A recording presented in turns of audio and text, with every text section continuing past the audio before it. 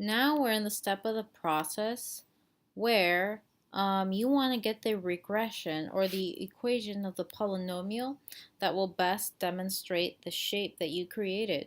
So what you're going to do is you're going to go to number 8 here in the ladder and prototype link that you have. I'm going to click here, and it's an awesome tool here. It creates a regression for us. This online polynomial regression. This tool basically, when we put in our data, it's going to help create a polynomial function. And by the way, this is a polynomial right here. It's going to create a polynomial function that will kind of replicate our data to the best of this regression's ability. So let's see how ours does. I'm going to go ahead and be using my evidence number 1, which is basically using my graph paper and choosing the points. Remember, you guys have to at least create 7 points. I'm going to be using those 7 points right here.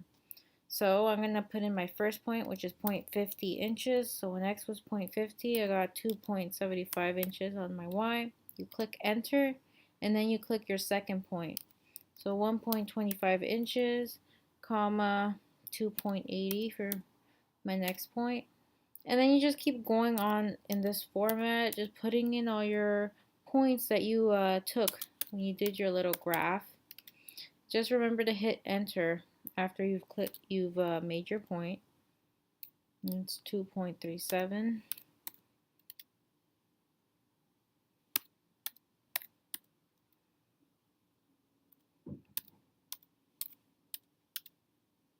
And then after we use this tool, we're going to be heading into Desmos to just make some adjustments to make sure that this regression tool does a good job at approximating our function.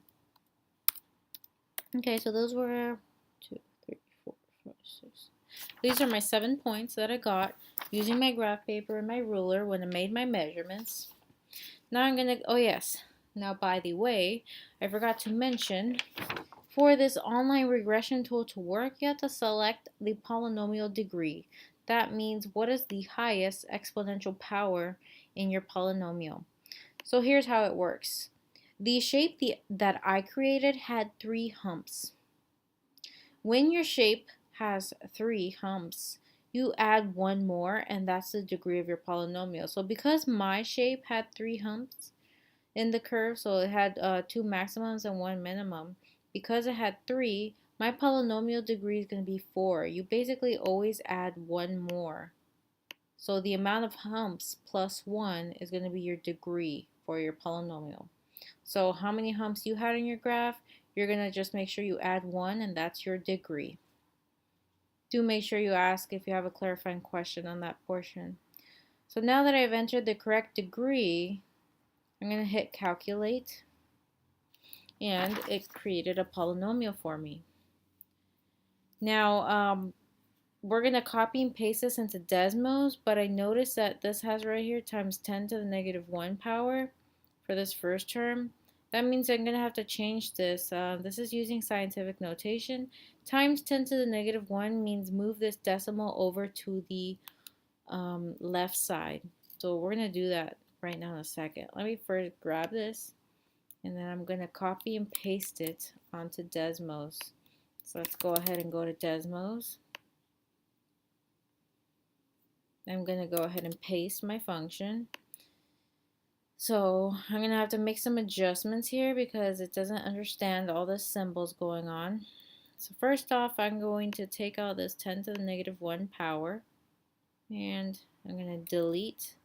But because I deleted it, that means I'm going to move this over to the left by 1 unit to get this amount. Next, this was to the power of 4. I'm going to just change that. This right here was to the power of 3. See what else we got. This should be to the power of 2. And let's just make sure everything else looks okay. Good. So I have here the graph of my polynomial, and if I take a look at my sketch, I have my sketch right here from my evidence. It looks very similar, except my y-intercept started a little different. So at this point is when you want to make your adjustment. So I'm going to make my adjustment. My personal y-intercept for my curve look to be around 2.80. So I'm just going to change this intercept right here to about 2.80 just to make sure it starts at a similar position. Good, see? That's how my curve started. So you're going to be making adjustments to make sure your curve better represents the curve you have on your graph paper. Okay. So again, this is an approximation. This polynomial here is just approximating the data points that you put in.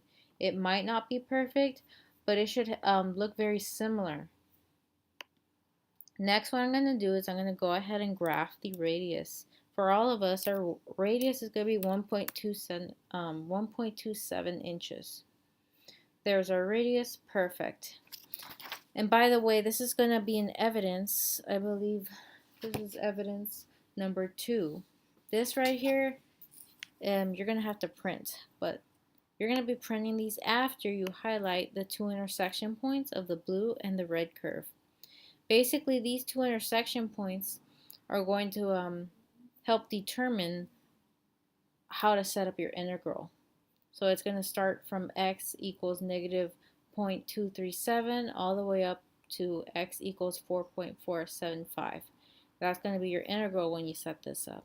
So I need you to click those dots, and then I want you to print this whole screen, and this is going to be your evidence number 2. So that's how you do this portion. Please make sure you try this out to the best of your ability on your own before you ask for help.